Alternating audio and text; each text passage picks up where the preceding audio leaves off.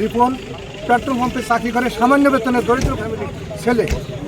সে তেল বিক্রি করছে, ওই গাড়িওয়ালা তেলের টাকা না দিয়ে চলে যেতেছিল। তো ওই গাড়ি টাকা ধরছে, সে গাড়ি নিচে ফেলে তাকে হত্যা করে চলে গেছে। এটার আমরা বিচার চাই। হ্যাঁ, একটা দরিদ্র ফ্যামিলির ছেলেকে এইভাবে মারা তার ঠিক হয় নাই। বরন্দমোড় করিম ফিলিং স্টেশনে যে ন্যাক্কারজনক ঘটনা ঘটছে, মাত্র অল্প কিছু টাকা না দিয়ে এক বাটপার একটা কর্মচারীকে মানে একেবারে নির্মমভাবে হত্যা করে ফেলছে।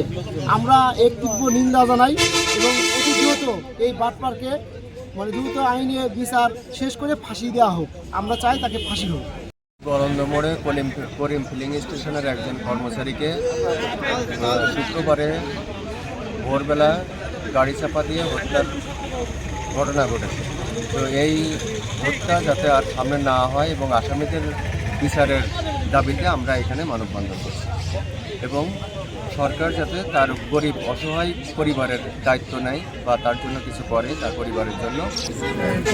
করিম পাম্পে রিপন শাহকে যেভাবে ৫,০০০ টাকা তেলের জন্য তাকে যেভাবে গাড়ি চাপা দিয়ে মারা হয়েছে, আমরা এর সুস্থ বিচার চাই এবং এই হাশেম কন্ট্রাক্টরের, সুজন কন্ট্রাক্টরের ফাঁসি চাই। এরকম হবে?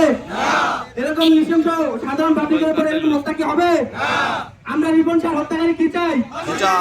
আমরা রিপন শাহ হত্যাকারী কি চাই?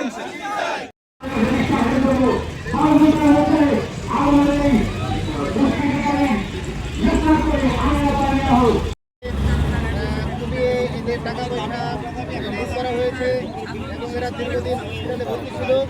প্রশাসনের দৃষ্টি আকর্ষণ করেছি। আমি যে বিষয়টা বলি নেই, যেটা বলি নেই, টোটাল ব্যবসায়ীদের পক্ষেই আমরা কথা। তার পরিবারের 4 জন সদস্য, তার বাবা মা এবং তার 4 ভাই বোন, 4 ভাই বোনের মধ্যে রিপন শাহ হচ্ছে ইনকাম সোর্স করতো।